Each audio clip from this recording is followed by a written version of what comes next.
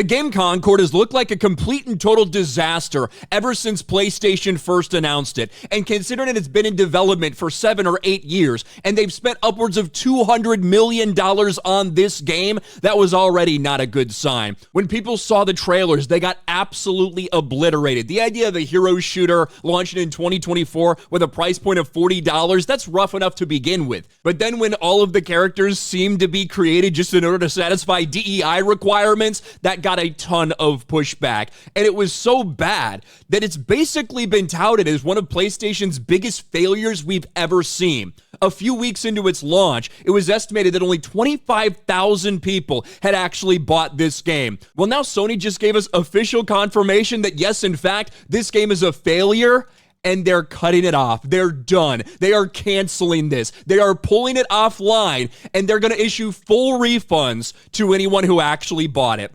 Concord going offline this week as Sony offers full refunds. It launched to minuscule player numbers. And yeah, we never saw this peak at even over 700 players. You can see right now as we're speaking, 64 people playing the game.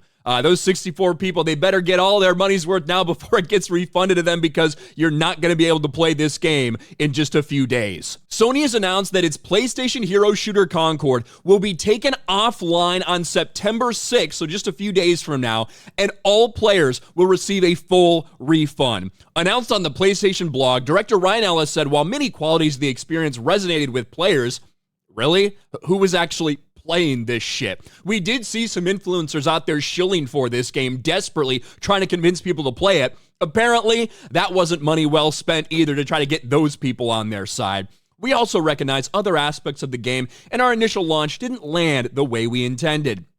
Concord will therefore be taken offline so Sony and developer Firewalk Studios can, quote, explore options, including those that will better reach our players. The game will be removed from sale immediately, and anyone who purchased on the PlayStation Store or PlayStation Direct will be refunded their original payment methods. Those who purchased on Steam and Epic Games Store will be refunded in the coming days. Physical refunds are a tad trickier, but players can check with individual retailers to obtain a refund. Sony will presumably organize a system that allows all refunds to be processed fully. Once refunded, players will no longer have access to the game, Sony made clear.